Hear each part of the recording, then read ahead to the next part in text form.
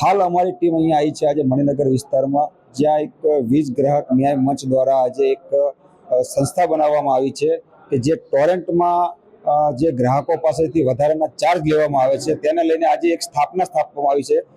એને લઈને આપણે પૂછ્યું અહીંના જે સંચાલકો છે એમની પાસેથી. નમસ્કાર, તમારું નામ જણાવો પહેલા. મારું નામ બ્રિજેશ વ્યાસ છે. હું આ વીજ ન્યાય ગ્રાહક ન્યાય મંચમાં અત્યારે ઉપસ્થિત છું અને અમે આ સંસ્થાનું આયોજન કર્યું છે આજે આ મિટિંગનું. અને જે વધુ પડતી અત્યારે ટોરન્ટ પાવર તરફથી જે વીજ બિલોમાં બહુ વધુ પડતું જે લાઇટ બિલમાં ને એમાં ભારણ આપવામાં આવ્યું છે પ્રજાને, એ પ્રજાલક્ષી કાર્યક્રમ માટે અમે આજે આ મિટિંગનું આયોજન કર્યું છે. અને આવતા દિવસો અમે આ વીજ ગ્રાહક ન્યાય પંચ વીજળી માટે વીજળી પાવર માટે અને સક્રિય રહીશું. આ ટોરેન્ટ કંપની દ્વારા જે લાઇટ બિલમાં જે વધારાના કર ચૂકવવામાં આવે છે, જે બીજા ઘણા બધા ચાર્જ હોય છે, જે દાખલા તરીકે આપણે સમજો કે મિનિમમ આપણું 5000 લાઇટ બિલ હોય છે, એમાં આપણે ભરવાનું તો 2000 જ હોય છે, બાકીના 3000 તો બધું અલગ અલગ ચાર્જ લેવામાં આવે છે. એને લઈને શું કહેશો? આમાં સરકારીના નિયમો એવા છે અને થોડું સરકારી અને ટોરન્ટ પાવરની બી થોડું એ છે.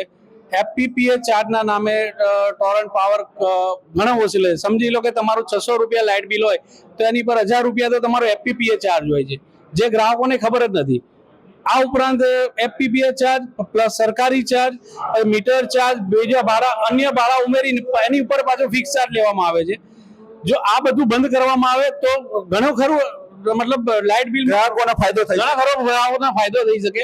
અને આ બાબતે અમે વીજ ગ્રાહક મંચનો એટલે જ મેં આજે ઉપયોગ કર્યો છે અને અમે એની સંસ્થાની સ્થાપના કરી છે કે ગ્રાહકોને એનો ન્યાય મળે. આ તમારી સંસ્થા દ્વારા આજે સ્થાપના કરવામાં આવી છે, તો એનાથી ગ્રાહકોને શું ફાયદો થશે અને ગ્રાહકોને શું તમે સંદેશો આપશો? હાલ તો અમે લોકો એક આયોજન કર્યું છે અને આ બાબતે આગળ અમે ટોરન્ટ પાવર અને બીજી ડિસ્કાઉન્ટ કંપનીઓ સામે અને સરકારની સામે અમે આની આંદોલનો કરીશું, આવેદનપત્ર આપીશું અને દરેક જગ્યાએ પ્રજાને અમે જાગૃત કરવાનો ટ્રાય કરીશું. પ્રજાને જાગૃત કરીશું કે ખરેખર આ વસ્તુ શું છે. એફપીપીના નામે જે અત્યારે ઉઘાડી લૂંટ ચાલી રહી છે, અમે એને બંધ કરાવવાનું સક્રિય ટોટલ પ્રોગ્રામ કરીશું. આમાં તમારી ટીમમાં કેટલાક કાર્યકર્તાઓ રદ હશે કામ કરવામાં? હાલમાં અમારી ટીમમાં અમારી જે કોર કમિટી બેસી છે એમાં 11 જણા છે. અમારી લીગલ એડવાઇઝરી કમિટી છે, તે સિવાય અમારા કાર્યકર્તાઓ છે અને ટોટલ અમારું સોશિયલ મીડિયા વર્ક થઈને ઘણા ખરા અમારી પાસે આ છે. અને આવતા દિવસોમાં ઘણા ખરા લોકો વધશે એવી અમે કરીશું. બીજા પણ એના સભ્યો જોડાના છે, આપણે એમને પણ પૂછીશું કે શું છે તમારી આજની જે મીટિંગ છે એને લઈને ચર્ચા થયેલી. શું નામ આપનું? મનીષ બ્રહ્મભટ્ટ. મનીષભાઈ, આજે જે વીજ ગ્રાહક મંચ દ્વારા એક તમારી સંસ્થા સ્થાપવામાં આવી છે અહીંયા, અને એમાં એક જાગૃત નાગરિકો તરીકે જે ટોરેન્ટમાં વીજળી દ્વારા અલગ અલગ ચાર્જ વસૂલવામાં આવે છે તેને લઈને તમે આજ કામ સારું કરવા જઈ રહ્યા છો, જનતાને શું સંદેશો આપશો?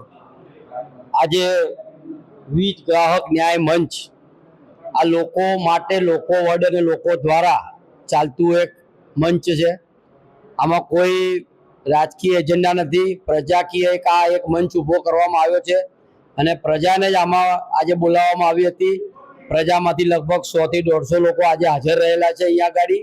અને મુખ્ય મુદ્દો એ છે કે આટલો બધો મોંઘવારી જો માર છે, એ મારની વચ્ચે આજે લાઇટ વગર આપણે ચાલે એમ નથી, કે આપણી નેસેસિટી છે. તો જે વસ્તુ આપણને રોજે રોજ જરૂરિયાત છે એ આપણને સસ્તી મળવી જોઈએ. પ્રજાને એટલી જ ખબર પડે છે. પ્રજાને એફપીપીએ કે ફિક્સ એનાથી કોઈ મતલબ નથી. પ્રજાને એટલી ખબર પડે છે કે દુનિયાની સૌથી મોંઘી વીજળી આજે અમદાવાદ શહેર વાપરે છે. એ મોંઘી વીજળી આપણને સસ્તી મળવી જોઈએ. પ્રાઇવેટ કંપની જે ઉઘાડી લૂંટ ચલાવી રહી છે તે ગમે તે હિસાબે કોઈ પણ રીતે એ કઈ રીતે ઓછા કરે છે એ કંપનીનો વિષય છે. પ્રજાને મિનિમમ ચાર્જમાં અને કંપની મિનિમમ નફો કરી અને આ વસ્તુ પ્રજાને પહોંચાડવી જોઈએ એવી અમારી આ એક માંગ છે પ્રજામાંથી. અને એના માટે આજે આ પ્રથમ મીટિંગ હતી. એક કોર કમિટી બનાવવામાં આવી છે, એની ઉપર એક એડવાઇઝરી કમિટી છે અને ધીરે ધીરે આ આંદોલનને અમે આગળ ધપાવવાના છે. મનીષભાઈ, આપણે અમુક એવા અમદાવાદના ઘણા વિસ્તારો છે કે જ્યાં ગરીબ મધ્ય વર્ગો રહે છે, જે ઝૂંપડા બાંધીને રહે છે, એ લોકોને પણ ઘણી વાર એવું બને છે કે ભાઈ ઘરમાં સમજો કે ટીવી ના હોય, ઘરમાં ફ્રીજ પણ ના હોય, તો પણ 10-10 હજાર રૂપિયા બિલ આપવામાં આવે છે. તો એ લોકો પણ ઘણી વાર ટોરેન્ટ દ્વારા એ લોકો જાણ કરવામાં આવે છે તો પણ એ લોકો કહેવામાં આવશે કે જે તમારે બિલ આવ્યું તો ભરવું જ પડશે. તો આ ઝૂંપડામાં રહેતી જે પબ્લિક છે, જે મધ્યમ વર્ગ એકદમ બરોબર, જે રોજે રોજ લાવીને કમાવા વાળી ખાવા વાળી પબ્લિક છે, એ લોકોને શું સંદેશો આપશો? એમને એક જ સંદેશ છે કે આ જે મોનોપોલી છે આપણે ખતમ કરવા માંગીએ છીએ. 4-5 કંપની આમાં બીડ ભરે આવતા વર્ષે એવું કઈ સરકાર કરે કે ભાઈ આ જે વીજ કંપનીની મોનોપોલી છે એ ખતમ થાય. 4-5 કંપની કોમ્પિટિશન કરે, સારા ભાવ આપે અને જે સૌથી લોએસ્ટ ભાવ આપે 5 કે 10 વર્ષની કે 15 વર્ષની પોલિસી બનાવવામાં આવે. જેવી રીતે અદાણીએ 25 વર્ષ માટે 2 રૂપિયા ને 25 પૈસે વીજળી આપવાનું વચન આપેલું અને એમાં એ ફરી ગયા અને આજે 7-7 ને 8-8 રૂપિયા એ જ વીજળી લઈને આપણે ગ્રાહકોને ટોરેન્ટ પહોંચાડે છે. તો એવું ના થવું જોઈએ. એકદમ ટ્રાન્સપરન્ટ રીતે આ વસ્તુ થવી જોઈએ. આગામી વર્ષોમાં મિનિમમ જે પ્રાઇસ કોટ કરે છે, એવી રીતે સરકાર દરેક વસ્તુમાં હરાજી કરે છે, એ રીતે આમાં પણ હરાજી થવી જોઈએ અને મિનિમમ પ્રાઇસ કોટ કરે જે કંપની એ ટ્રાન્સપરન્ટ રીતે આ પ્રજાને વીજળી આપે એવી અમારી માગણી છે. અને જે લોકોને બિલ આવા વધારે આવતા હોય એ માં ટોરેન્ટ કંપની અત્યારે જે કરે છે કે ભાઈ પહેલા તો તમે ના ભરો તો કાપી નાખે છે. એવું ના હોવું જોઈએ. ટોરેન્ટ કંપની એને સમય આપવો જોઈએ, એની રજૂઆત સાંભળવી જોઈએ કે ભાઈ તમારું બિલ એક પંખો અને એક લાઇટ છે તો આટલું બધું કેમ આવ્યું, એ ના આવવું જોઈએ. એનો મિનિમમ ચાર્જ હોય એ પહેલા ભરાવો જોઈએ. ત્યારબાદ સ્ક્રુટિની કર્યા પછી જો એ ગ્રાહક ખરેખર સાચો હોય તો એને બિલમાં રાહત આપવી જોઈએ અને ખરેખર જો એને બાળ્યું હોય તો જ પછી એની જોડે ચાર્જ વસૂલવો જોઈએ. પણ જે લાઇટ આડેધડ કાપે છે, હમણાં નવો નિયમ લાયા કે 5,000 ની ઉપર બિલ આવે તો અઠવાડિયામાં તમારે ભરી દેવાનું. એટલે આવા જે નવા નિયમો હેઠળ પબ્લિકની જોડેથી પૈસા ઉઘરાવવાની જે વાત છે, સ્માર્ટ મીટર શું છે, બિલ આયા પહેલા પૈસા ભરી દેવાના, એટલે કરોડ અને અબજો રૂપિયા પહેલા એ લોકો લઈ લેવા માંગે છે. અને સ્માર્ટ મીટરમાં જે રીતે આડેધડ બિલ બરોડામાં આવ્યા છે એ જોતા એવું લાગે છે કે આવી બધી યોજનાઓ દ્વારા મૂળ મુદ્દે એક જ કન્સેપ્ટ લાગે છે કે પ્રજાને કઈ રીતે આપણે ખંખેરી લેવી. મનીષભાઈ, બીજો પ્રશ્ન છે કે અમુક જે આપણા અમદાવાદના વિસ્તાર છે, બીજા ઘણા બધા એવા જગ્યા છે કે જ્યાં લોકો વર્ષોથી અત્યાર સુધી કોઈ લાઇટ બિલ જ નહોતા ભરતા, બરોબર, એનો પણ વીજળીનો માર જે રેગ્યુલર જે ગ્રાહકો છે એના પર પડે છે, એને લઈને શું કહેશો? બહુ સાચી વાત છે કે જે પ્રામાણિક લોકો દર 2 મહિને બિલ ભરી દે છે. હવે તમે FPPP ના ચાર્જ લગાવી અને આ જે લોકો કરોડો રૂપિયાની વીજ ચોરી કરે છે એ ચોરીનો ચાર્જ પણ ડિસ્ટ્રીબ્યુટ કરી અને પ્રામાણિક લોકો પર આવે છે. તો એ પ્રામાણિક લોકો ચોરીનો ચાર્જ શું કામ ભરે? સૌથી મોટો પ્રશ્ન એ છે. કારણ કે જો કંપનીમાં તેવડ નથી ચોરી રોકવાની તો પછી કંપની આ કામ છોડી દેવું જોઈએ, કાં તો પછી કંપનીએ સ્ટ્રિક્ટલી જે લોકો બી ચોરી કરે છે એ લોકોને ગમે તે ભોગે પકડવા જોઈએ. કારણ કે આ ચાર્જ તો પબ્લિક પાસેથી લઈ શકાય નહીં. બીજું કે જ્યારે ચોરી પકડાય છે ત્યારે કરોડોની વસૂલાત દર 2-3 મહિને કંપનીમાં થતી હોય છે. તો કંપની શું, અમારો પ્રશ્ન કંપની છે કે શું કંપની આ જે ચાર્જ વસૂલ કરે છે એ પ્રજાને પાછો બેનિફિટ આપે છે? એટલે ટૂંકમાં ટોરેન્ટ પાવર કંપનીએ પોતાના હિસાબો એકદમ ટ્રાન્સપરન્ટ રાખવા જોઈએ. નફાનું ધોરણ એકદમ વ્યાજબી નફાના ધોરણથી પાવર સપ્લાય આપવો જોઈએ, અમારી માગણી છે. બીજા પણ આપણી જોડે અહીંના સભ્ય જોડાણા છે, આપણે એમની પાસેથી પણ જાણશું. આપનું નામ જણાવો. સુનિલ ભટ્ટ.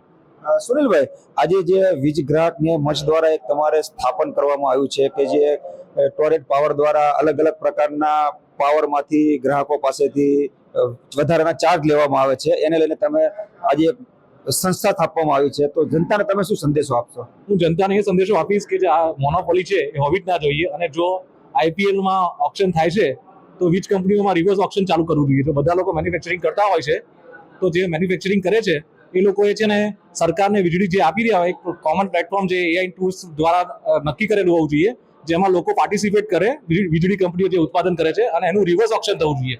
ધારો કે સરકાર નક્કી કરવું જોઈએ. આ તો ટોરેન્ટ પાવર નક્કી કરે છે કે હું વીજળી કેટલા ભાવે આપીશ, સરકારે ભાવ નક્કી કરવાનો હોય અને પછી એનું રિવર્સ ઓપ્શન થવું જોઈએ. જેવી રીતે સાયકલમાં થાય છે, જેવી રીતે બાકી બધી વસ્તુઓ સરકારમાં થાય છે. મતલબ પ્રાઇવેટ કંપની વાળા અત્યારે મનમાની કરે છે. રિવર્સ ઓપ્શન થવું જોઈએ. તમારી પાસે 10 થી 15 કંપનીઓ છે તો અમને રિવર્સ ઓપ્શનમાં બોલાવો ને કે ટોરેન્ટ પાવર આ ભાવે વીજળી આપે છે, તમે આનાથી નીચે ભાવે આપી શકતા હોય તો અમને જણાવો. એવી રીતે દર વર્ષે નહીં, દર 3 મહિને રિવર્સ ઓપ્શન થવા જોઈએ કે તમારી પાસે આટલો પાવરનો જથ્થો છે. IEX પર ઓલરેડી બધું ચાલુ જ છે, તો સરકાર પોતાનું પ્લેટફોર્મ કેમ ડેવલપ નથી કરતી? CM ડેશબોર્ડ ચાલુ થઈ શકે છે તો આ રિવર્સ એક્શનના પ્લેટફોર્મ ચાલુ થાય જેથી નાગરિકોને ફાયદો થાય. સરકારનું કામ બિઝનેસમેનને ફાયદો કરાવવાનો નથી, પણ નાગરિકોને ફાયદો કરાવવાનું છે. આઈપીએલમાં જો ખેલાડીઓ વેચી શકાતા હોય તો અહીંયા પણ છે ને કંપનીઓનો પાવર પણ વેચી શકાય રિવર્સ ઓપ્શનમાં. એક ભાવ ફિક્સ હોય, બરાબર. એટલે અમે સરકારને વિનંતી કરીએ છીએ કે રિવર્સ ઓપ્શન ચાલુ કરાવડાવો પાવર કંપનીઓ, એટલે ટ્રાન્સપરન્સી વધશે, આ ચૂહા બિલ્લીના ખેલો બંધ થશે અને આર્ટિકલ 311 જે આઈએએસ ઓફિસરને આટલી બધી પાવર આપી રાખ્યા છે તો એનો પાવરનો મિસયુઝ ના કરે, આનો વ્યવસ્થિત યુઝ કરે અને જીઈઆરસીમાં એ લોકો આવી રીતે ન્યુટ્રલ રહીને નાગરિકોના હિતમાં ફેવરમાં ડિસિઝનો લે અને પોલિસી બનાવે. તમારે આજે વીજ ગ્રાહક ન્યાય મંચ દ્વારા આજે તમારે સ્થાપન કરવામાં આવ્યું છે, તો તમે આગળ આ અભિયાન કઈ રીતે ચલાવી શકશો? એનો કોઈ તમે નંબર કોઈ જાહેર કરેલો છે જનતા માટે? ના, અમે નંબર તો જાહેર કરીશું ટૂંક સમયમાં, પણ અત્યારે અમે એવું વિચારી રહ્યા છે કે સિગ્નેચર કેમ્પેન દુકાન વાઇઝ ફરીને અને સોસાયટીના સેક્રેટરી ચેરમેનની સહીઓ લઈએ કે તમારી જોડે આવી રીતે છેતરામણી થઈ રહી છે, હવે તમે ડિસાઈડ કરો કે આપણે આગળ પીએલ કરવી કે નહીં. હવે નાગરિકો પાસે જઈશું, નાગરિકોને મતલબ ઉજાગર કરશો તમે? નાગરિકોને ઉજાગર કરીને નાગરિકો પાસે સવાલોના ભરમાર કરીશું કે આવી રીતે જો આઈપીએલમાં રિવર્સ ઓપ્શન થાય છે તો અહીંયા વીજ કંપનીમાં રિવર્સ ઓપ્શન કેમ નથી થતી, એક જ કંપનીની મોનોપોલી કેમ રાખી છે, કોને ફેવર કરવા માટે આ લોકો કરી રહ્યા છે બધા આઈએએસ ઓફિસરનું કામ શું છે? જનતાની સેવા કરવાનું, નહીં કે છે ને બિઝનેસમેનની સેવા કરવાનું. એટલે અમે ડિસાઈડ કરી કાં તો રાઈટ ટુ રિકોલ લાવો, રાઈટ ટુ રિકોલ બ્યુરોક્રેટ્સ લાવો, રાઈટ ટુ રિકોલ જીઈઆરસી ના જેટલા પણ મેમ્બર્સ હોય એમની નિમણૂક વોટર કરે, નહીં કે સરકારી માણસો કરે.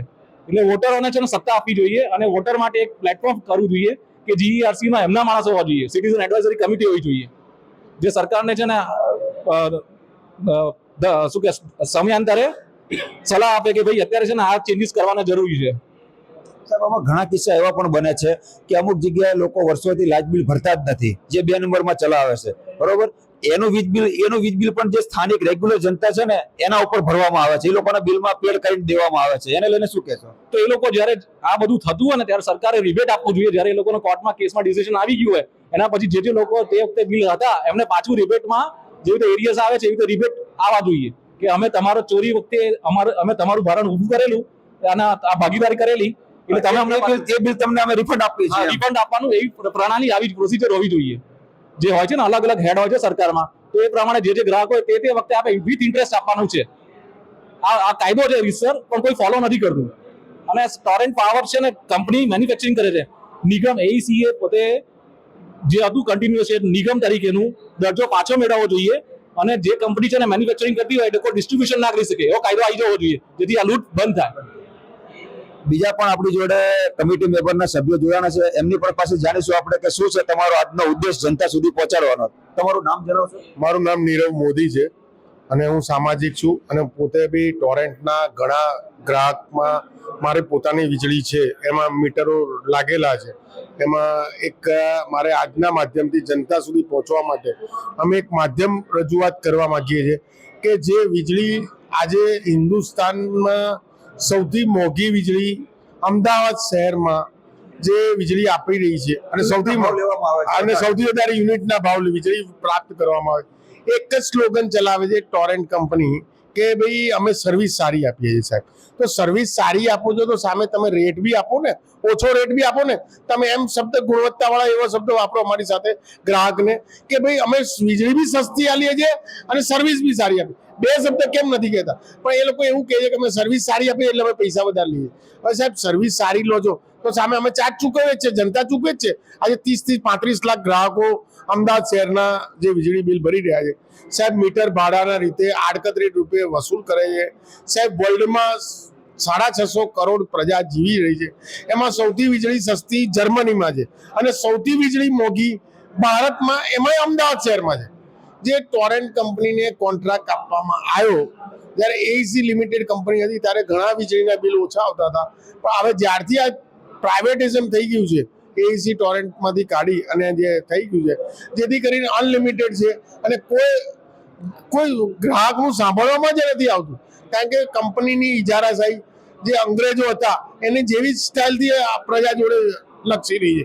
કોઈ વાત સાંભળવા તૈયાર નથી અને કોઈ વિરોધ કરે તો કોઈ બી રીતે વિરોધ દબાઈ દેવામાં આવે છે. આજે અમારું આંદોલન છે, કાલે મારી જોડે બી આ કંઈક કરવામાં આવશે આ લોકો. કારણ કે ટોરેન્ટ કંપની પાસે 3 પાવર છે, મસલ પાવર છે, મેન પાવર છે મની પાવર છે. આ બધા પાવરથી એ લોકો ઉપયોગ કરે, કારણ કે સરકાર એમના પૈસે ચાલે છે. જ્યારે ભારતીય જનતા પાર્ટીની ઓફિસનું કાર્યાલય છે એ લોકો જાણે છે કે ટોરેન્ટ કંપનીએ ઊભું કરીને આપ્યું છે.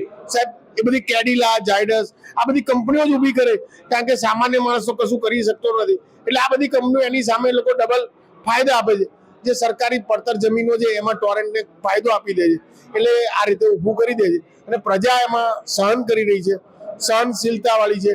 આપણી પ્રજા અત્યારે એટલા બધા બર્ડનમાં આવી ગઈ છે કે કોઈને નોલેજ જ નથી સાહેબ કે આ જે વીજળીનું બિલ છે, નીચે આંકડો વાંચે છે, નીચે આંકડો આવે છે એ આંકડો ભરી દે છે. બીજી એક મારી મુદ્દાની વસ્તુ છે કે જે સોલર પ્લાન્ટમાં પબ્લિકના ઘરે લગાયેલા છે, હજારોની ઘરોમાં અત્યારે લાગી ગયા છે, મકાનોમાં, દુકાનોમાં, એ 2 રૂપિયા વીજળી લે છે. તમે પ્લાન્ટ ઉભો કરી અને તમે ખરીદો ત્યારે તમારી પાસેથી 2 રૂપિયા લઈ લે છે. એમાં પણ અત્યારે કરાર કરવાના થઈ ગયા છે, ફરજિયાત કમ્પલસરી એગ્રીમેન્ટ કર્યો છે. અને એ બધા કરારમાં નોર્મ્સમાં એમના સારા વકીલો એચ દેસાઈ જેવા એમને મૂકેલા છે, સારા મોટા મોટા માથાઓ મૂકેલા છે, સરકારી અધિકારીઓ એમની સાથે કનેક્ટેડ છે, આઈપીએસ, આઈએસ, કે જે એ લોકો 2 રૂપિયા આપણી પાસેથી વસ્તુ લે છે, એ જ વસ્તુ તમને 10 રૂપિયામાં વેચે છે. 10 રૂપિયામાં, એટલે તમે 500 ગણો નફો છે એની સામે તમે કોઈ આર્ગ્યુમેન્ટ નથી કરતા. એટલે પ્રજા ખરેખર અત્યારે 50 લાખ પ્રજાએ જાગવું જરૂર છે. આ નહીં જાગે ને તો સાહેબ તમે નહીં માનો, બિલીવ નહીં કરો સાહેબ, આના કરતા અંગ્રેજો સારા છે એવું લાગે છે આપણને. સાહેબ એક બીજો પ્રશ્ન છે કે હમણાં થોડાક ટાઈમ પહેલા તમે પણ વાંચ્યું હશે અને પેપરમાં પણ એક મુદ્દો આવેલો હતો કે અત્યારે સાહેબ મધ્યમ વર્ગને ઘર ચલાવવા માટે મિનિમમ તમારે 46,000 રૂપિયાની મંથલી આવક હોવી જોઈએ, ત્યારે તમારું ગુજરાન ચાલે છે. તો મોંઘવારી સાહેબ કેટલી મજા મૂકી છે? સાહેબ મોંઘવારી તો સાહેબ પૂછવા જેવું જ નથી રહ્યું કે તમે ગમે ત્યારે સબ્જીની વસ્તુ કે શાકભાજી કે તેલ, ઘી, હવે સાહેબ 500 રૂપિયા તેલને ડબ્બે ચેન્જીસ આવી ગયો, વધારો આવ્યો. ટોરેન્ટમાં રૂપિયો 10 પૈસા નાખી દે, કોઈને ખબર નથી પડતી, 2 પૈસા 5 પૈસાનો વધારો આવે. એમ પેટ્રોલમાં છે. હવે સાહેબ ક્રૂડ એટલું બધું ડાઉન છે છતાંય પ્રજાને એનો ક્રૂડનો ફાયદો હાલતા નથી. અને દરેક બેઝિકલી ભારતનું આખું અર્થતંત્ર છે એ ક્રૂડ ઉપર ચાલે, અને ક્રૂડ છેલ્લા 10 વર્ષમાં બહુ ડાઉન છે. જ્યારે 10 વર્ષ પહેલા સરકાર જ્યારે હતી ત્યારે બહુ ક્રૂડનો ભાવ આવી હતો, પણ એ જ ભાવથી અત્યારે બી પબ્લિકને વેચાણ કરે છે. સૌથી સારું છે માધ્યમ છે. અને પ્રાઇવેટ કંપનીઓ બધી અત્યારે શું છે, સરકારના નીતિ નિયમના હેઠળો ચાલે છે, એટલે પબ્લિકને લૂંટે તો વાંધો નથી આવતો. જેમ કે અદાણી કંપની છે, એ બી સેમ કોપી છે સાહેબ. ટોરેન્ટ છે એવું નથી, અદાણી બી એ ગેસમાં બી એ રીતે લૂંટી રહી છે. એમ પ્રજાને દરેક જગ્યાએ ભારણ એટલું અતિશય વધી ગયું છે સાહેબ. પ્રજા શું કરે છે, મને કોઈ એક લાફો મારી જાય છે એટલે હું પબ્લિકને, ગ્રાહકને, એના જે ગ્રાહક હશે દુકાનદારો, એના ગ્રાહકને મારે છે. એટલે આ રીતે ચાલતું બહુ મોંઘવારી માજા પડી ગઈ છે. અને સાહેબ અત્યારે એટલી હદે થઈ ગયું છે સાહેબ કે સારા ઘરના માણસો આપણે ના કહી શકીએ કે કયા ધંધા કયો શું કરે, સવારે ઉઠીને શું કરવું જોઈએ.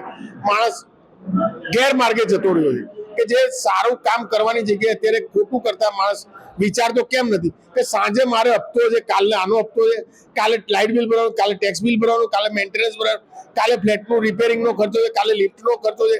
એટલે એ બધો ખર્ચાના બોર્ડરેશનના હિસાબે માણસ પોતાનું શું પ્રક્રિયા કરી રહી છે કોઈને ખબર જ નથી કે ભાઈ મારે આ કરવું છે, ખોટું છે, સાચું છે કરવાનું મને ખબર.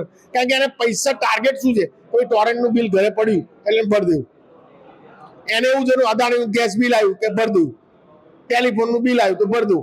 એ રીતે એને કોઈ નોલેજ જ નથી ટેક્સ બિલમાં કે આ વસ્તુ કેમ વધારો આવ્યો ઘટે, કે જે આવ્યું છે બધાને આવ્યું છે, મારે આવ્યું છે ને. જે અત્યારે મતલબ પબ્લિક કોઈ કેલ્ક્યુલેશન જ નથી કરતી. હાલમાં એવું છે કે પબ્લિક શું છે કે એકચ્યુઅલી નીરસ થઈ ગઈ છે. નીરસ એટલા માટે થઈ ગઈ છે, ઇજારાશાહી સરકાર છે. 35 વર્ષથી 32 વર્ષથી સાહેબ ભારતીય જનતા પાર્ટી આમ ગુજરાતમાં શાસન કરી રહી છે. ટ્રિપલ એન્જિનની સરકાર છે, કોર્પોરેશન એમની પાસે, વિધાનસભા એમની પાસે, નેશનલનું કેન્દ્ર એમની પાસે છે સાહેબ. કેન્દ્ર બી છેલ્લા 11 વર્ષથી છે એમની પાસે, પણ છતાંય સાહેબ એ લોકો દરેક જગ્યાએ વિરોધ પક્ષનો જ બહાનું કાઢે છે. જ્યારે બી કોઈ બી મુદ્દા પર આવે છે કે વિરોધ પક્ષે કર્યું સાહેબ. 30 વર્ષથી ગુજરાત પછી ગરીબ મેળા માટે કરવાની ક્યાં જરૂર છે, જ્યારે તમે 32 વર્ષથી તમે ગુજરાતમાં અત્યારે 150 સીટો લઈને બેઠા છો, 160 સીટો લઈને બેઠા છો, તો તમારે ક્યાં ગરીબી કરવા હટાવવાની વાર બાકી લાગે? તમે ધારો તો આ ગરીબ હટાવવાનો ગરીબી મેળા કરવાની જરૂર નથી. ગરીબી મેળામાં કરોડો રૂપિયાનો ખર્ચો થાય છે, ડોમથી માંડીને અરબો રૂપિયાનો. અને આપો છો શું, એક ગેસનો બાટલો આલો કે તમે ખાલી સીવણના મશીનો આલો, એની માટે કરોડો રૂપિયાનો ખર્ચો કરી અને ખાલી બતાવવાના ફોટા પાડીને તમે નીકળી જવા માંગો છો. અને આ જ રીતે પબ્લિકને છેતરામણી જ છે. સાહેબ, જો આપણે ગુજરાતની વાત કરીએ તો ગુજરાતમાં સાહેબ દીકરીઓ સલામત નથી અત્યારે. વારંવાર બળાત્કાર કરવાની ઘટનાઓ બને છે, વારંવાર રેપ કેસ થાય છે, દીકરીઓને મારી નાખવામાં આવે છે. હમણાં એક તાજેતરમાં એક મહેસાણાનો કિસ્સો હતો, સુરેન્દ્રનગરમાં હમણાં કિસ્સો આવ્યો હતો, હમણાં દાહોદ ગોધરાનો કિસ્સો હતો, અને ગઈકાલમાં જે વડોદરાનો કિસ્સો આવ્યો છે. વડોદરામાં નાબાલિગ છોકરી 16 વર્ષની દીકરી છે, એની ઉપર ગેંગ રેપ કરવામાં આવ્યો છે, બરોબર? એને લઈને શું કહેશો? સાહેબ, આજે ગુજરાત લેવલમાં સાહેબ એક સર્વે હોવો જોઈએ સાહેબ, કે ગુજરાતમાં ટ્રાન્સપોર્ટેશન મારું એક હું જમીન લેવલથી કામ કરવા માંગુ છું સાહેબ, કે ગુજરાતની અંદર કે જે ટ્રેન અને એસટી બસ જે બીજા સ્ટેટથી અમદાવાદમાં આવતી હોય કે ગુજરાતથી બહાર જતી હોય, એવી ટ્રાન્સપોર્ટેશન જે બી લેવડ દેવડ થતી હશે રેલવે કે કોઈ બી, એનું જેટલું કન્ઝપ્શન નથી, એનાથી વધારે હોટલો અમદાવાદમાં આજુબાજુના હાઈવેના સેન્ટરો પર આટલી બધી હોટલો થવાનું કારણ શું? તમે મને એક સમજાવો કે મણિનગર નાનકડું છે, એમાં 60 હોટલ બની જાય, હવે 60 હોટલમાં બધે 25 રૂમ છે સાહેબ, 25 રૂમ છે, તો સાહેબ તમે એન્ટી સોશિયલ કામ ચાલે છે, એનો મતલબ એ જ થઈ ગયો ને, એ જ સાબિત થાય છે. એટલે મતલબ આની અંદર એવું થઈ જાય સાહેબ કે જે જરૂરિયાત કરતા નેગેટિવ કામ થાય છે સાહેબ. એટલે ફાસ્ટ પૈસા માટે કોઈ બી લેડીઝ કામ કરતી હોય, જેન્ટ્સ કામ કરતો હોય, જેને મનની મરજી કે બહાર જે વિદેશોમાં જે કામ થઈ રહ્યું છે એ ભારતમાં થઈ રહ્યું છે, ઓપન માર્કેટમાં આવી રહ્યું છે, કારણ કે આટલા બધા હોટલ્સ છેલ્લા 10 વર્ષમાં સાહેબ અનબિલીવેબલ હોટલો બની ગઈ છે. દરેક કોમ્પ્લેક્સ બને છે, દરેક કોમ્પ્લેક્સમાં એક હોટલ બને છે, એટલે વન ટાઈપ ગેસ્ટ હાઉસ છે. પણ તમે જો એક ગેસ્ટ હાઉસમાં જાઓ, તમે 2 બેગ લઈ અને તમારું ફેમિલી સાથે એમ જાઓ કે મારે 2 દિવસ રૂમ જોઈએ, સાહેબ એક બી અમદાવાદના ગેસ્ટ હાઉસમાં રૂમ નહીં આપે. એનું કારણ શું છે? એમને એક ગ્રાહક જોઈતો જ નથી, એમને જોઈતો જ નથી એક ગ્રાહક કે જે 2 દિવસ મારે ત્યાં રહે, 500 રૂપિયામાં રૂમ રાખે અને રહે અને રોકાય, અને મારું બીજું કામ એક્ટિવિટી થાય છે એ બંધ થઈ જાય, એટલા માટે નથી કરવા માંગતો, એ વર્ક કરવા જ નથી માંગતો. એનો મતલબ એવો થઈ ગયો કે અને આ વધારે જેની પાસે પૈસા નથી, જેની પાસે વર્ગ નથી, અને જેને આ કરવું છે, કૃત્ય કરવું છે, એ માણસ પછી કોઈ નાબાલિગ માણસ સાથે કરી લે છે, કારણ કે એના મિત્રો સર્કલમાં કે ભાઈ મેં આ જગ્યા આ કરી લાવ્યો છું, અધર્સ એક્ટિવિટી કરી લીધી, તો એ માણસથી સહન નથી થતું. એટલે એ વર્ગ શું છે કે વર્ગ આવી રીતે ફ્રી ઓફ ચાર્જમાં ગમે તે દુષ્કર્મ કરાવી રાખે, અને એની વિચારસરણી એટલી નબળી પડી ગઈ છે સાહેબ. ગુજરાતની તો સાહેબ એટલી બધી નબળી પડી ગઈ. ગુજરાત તો સર્વે કરો કે જેટલી અમદાવાદમાં ખાદ્ય હોટલો છે એનાથી 5 ગણી હોટલ ગેસ્ટ હાઉસના રૂપમાં છે સાહેબ, અને એ બી ગેસ્ટ હાઉસના રૂપમાં સાહેબ, જેની અંદર 25 રૂમથી 50 રૂમની હોટલો છે સાહેબ. જે સાહેબ મોટી હોટલનો માલિક, જે મોટી ફેક્ટરીનો માલિક છે, એ 5000 વાળો રૂમ લે છે. ફેક્ટરીમાં નોકરીનો વર્કર કર્મચારી જે 400 વાળી રૂમ લે છે. એટલે ટૂંકમાં કામ આ જ વર્કમાં થાય છે. એટલે તમે સોશિયલ એક્ટિવિટી બહુ ખરાબ થઈ ગઈ છે. ભારતનું અર્થતંત્ર બગડી રહ્યું છે. લેડીઝ સેફટી નથી રહી, કારણ કે લેડીઝ માટે સેફટીના કોઈ પર્પસ માટે સાહેબ સરકાર કોઈ ભલે આંદોલનો કરે કે કોઈ બી વાતો કરે સાહેબ, જ્યાં સરકાર નથી, જ્યાં કોઈ બી સરકાર, એટલે એ ત્યાં બનાવ બને તેનો મુદ્દો વધારે ઉછળવામાં આવે. અને જ્યાં ગુજરાતમાં આટલો સરસ મોટો બનાવ બની ગયો બરોડામાં, ભાઈ સાહેબ મીડિયા સાહેબે આપણને ખૂબ જાણ કરી કે એ મુદ્દો બની ગયો છે, એ મુદ્દાને દબાઈ દેવામાં આવે. પણ વેસ્ટ બેંગાલનો મુદ્દો આખા ઇન્ડિયામાં વર્લ્ડમાં ચલાયો, જે મુદ્દો ખરેખર ગુજરાતમાં રોજ જે 5 બનાવ બને છે, અમદાવાદ શહેરમાં 5 બનાવ બનતા હોય, પણ એ મુદ્દો ચગાવવામાં નથી આવતો, કારણ કે એ મુદ્દાની અંદર કેવું છે કે જ્યાં કોની સરકાર છે એના પર આખો ડિપેન્ડ થાય છે. તો આ હતા વીજ ગ્રાહક ન્યાય મંચના સભ્યો. એ લોકોનું કહેવાનું એવું છે કે ભાઈ બને ત્યાં સુધી અમે જનતાને લાભ થાય એ રીતે અમે આગળ આયોજન કરશું. સહયોગી રાહુલ પાંડેની જોડે ભરત પટેલ, અમદાવાદ.